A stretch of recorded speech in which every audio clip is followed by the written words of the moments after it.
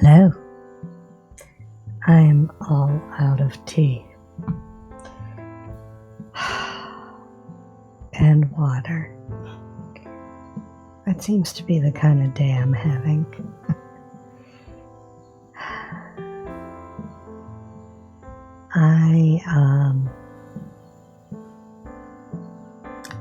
I'm tired. I've been watching Scraps of a Mouse, and I kind of like her.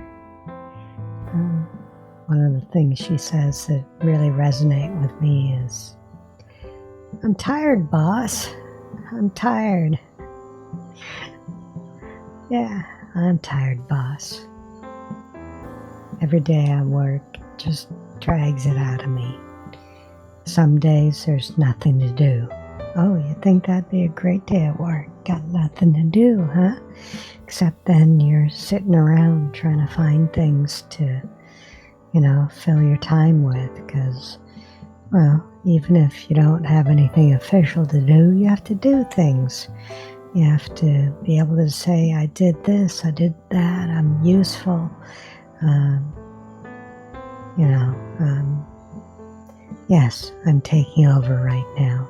Mr. R and I'm being Mr. R, and I'm being Rowan, but I'm being me. And, when I go to work, I either have work to do for customers or I don't. And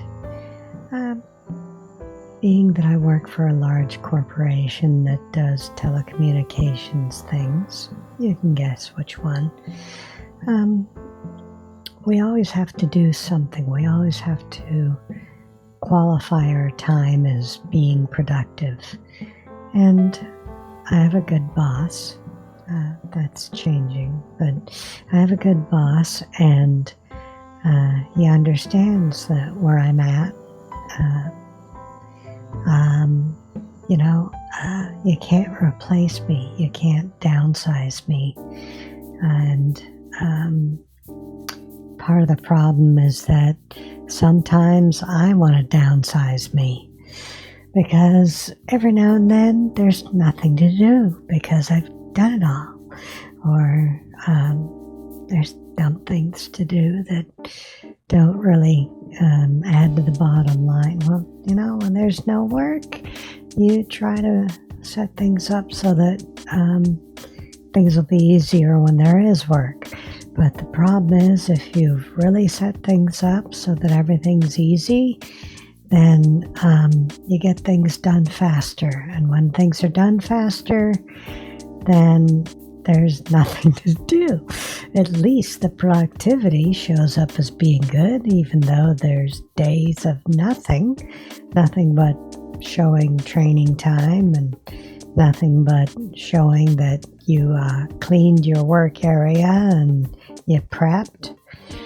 And, well, then when you've done all that and you've taken all the recycling out and taken all the trash out and you've cleaned your work vehicle and you've, done all this other stuff, there's nothing to do except sit around and dig up information about jobs that have to be done in the future, things that are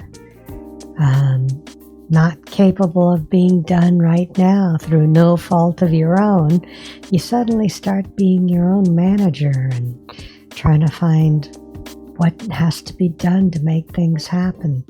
And then you start chatting people and calling people and sitting around and working in a ergonomically incorrect space. And those days suck when you can't just go out and do something for someone, and you've spent all your mental energy trying to figure out what has to be done, and then you lose your health because you're hunched over a bad desk, and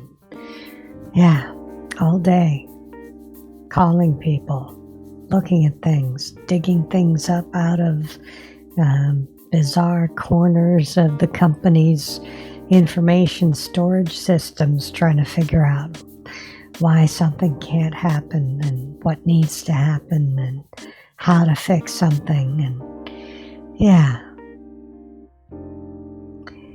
those days suck. And what's worse is that every time I get one of those days, I just feel a little more dead.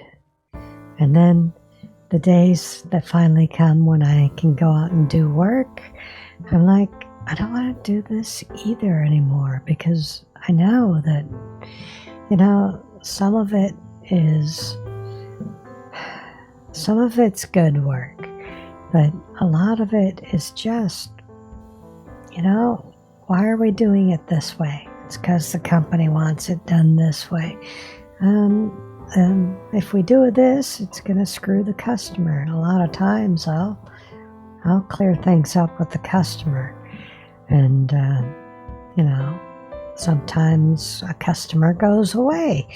And sometimes we keep a customer because I was straightforward with them about stuff, and we figured out something else they could do. It used to be that I thought that salespeople didn't really do anything. And nowadays I found out that the majority of salespeople don't do anything other than just, throw stuff at a wall and see what sticks. And a lot of them don't know your area that you're working in, and they go out and sell products that don't work here or that don't work well, or, they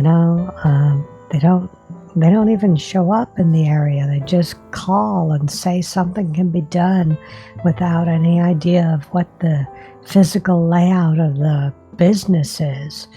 And then they send me out there to go fix it. Yeah. Every day something like that happens, I just feel a little more dead. Yeah.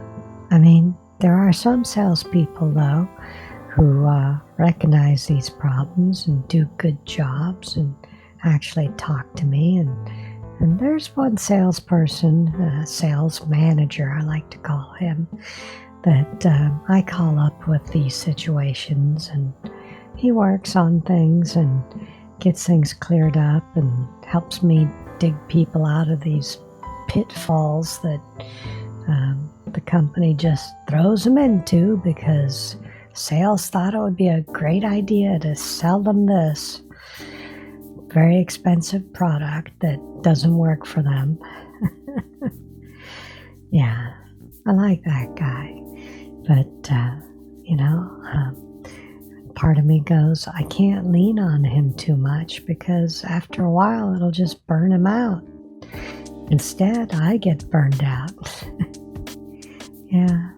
And then there's those phantom problems where a product is supposedly doing everything it's supposed to, but it doesn't work because something's wrong somewhere, and trying to figure out who can fix it and getting to the right person who will actually do something, that's very difficult, 99.9% of this one product that I work on is great, but I got one location that seems to be every month, every couple of months, sometimes a couple times in a month, nothing works.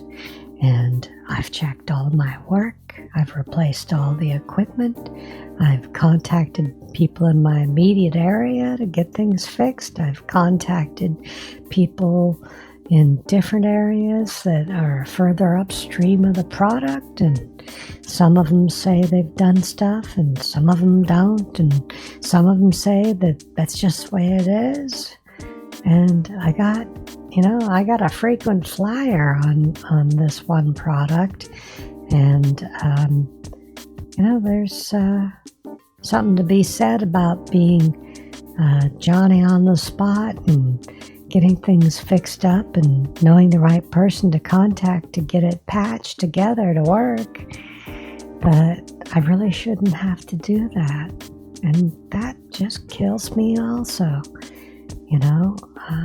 I do good work. I do my best to make everything good, to to make it work right. And then there's something wrong that I have no control over, and there I am. Yep. This job's killing me. It really is. It's gotten really bad because the more I work at it, the more it burns me out. And yeah, I'm the only one. I am the only one, which is why they can't downsize me. I want to retire. I want to retire now, but it's not going to happen for at least a few years. And in the meantime, I just have to push through and keep doing the best I can. And yeah, that's the problem everyone has. They want to retire and they can't do it. And, well, I at least see the end of the tunnel. Hopefully it's not a train. That's just the way my life goes sometimes. I've been flexible and bounced back and made adjustments before, but I'm getting to that point now. And right now, every day that I go and sit in an office instead of going out and doing stuff, every day I go out and do a job that shouldn't be the way it is, but has to be. And every time I have to go out and fix some problem that I have no control over, just freaking kills me. And then by the time I get home, I don't want to cook. I don't want to do anything. It's too dark to go out. This time of year sucks, by the way. But even then, even in the summer, I don't want to go out. I don't want to do anything. I just want to curl up and, yeah. I mean, it helps to have vacation time. But you know what? Even when I was a kid, vacations were terrible because I always knew they would end and I'd have to go back and I'd have to deal with the drudgery. I'd have to deal with having my time taken away from me. And that's what happens now. Sure, they pay me. They pay me pretty good. But would have been nice if they paid me before I got this old. No, we're not spring chickens here. But yeah, I just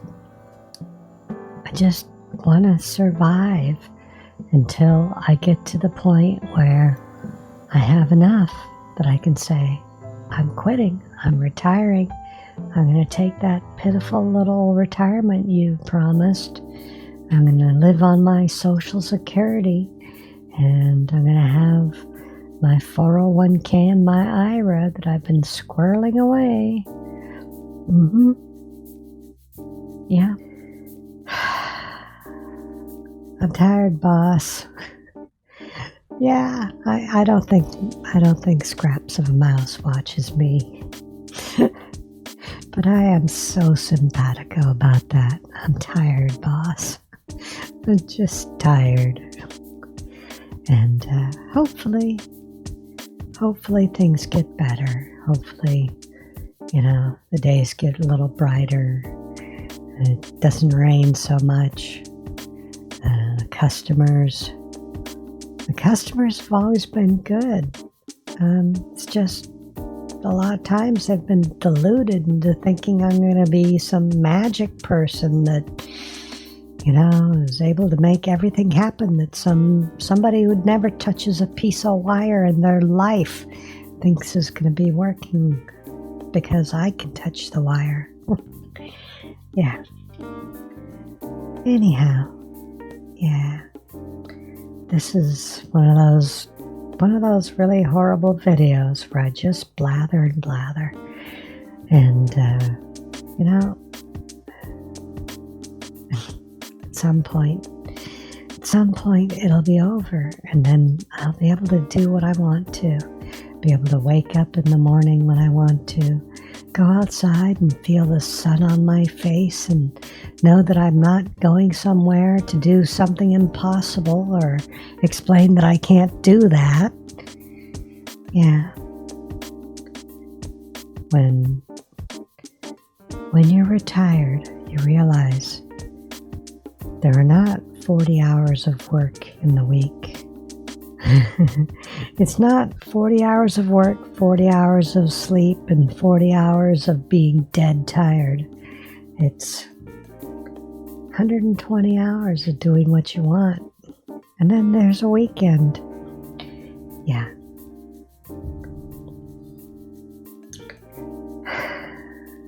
Yay. Well, that was me ranting. And, I'm sorry if that bugged you. Maybe it gives you more of an idea what goes on.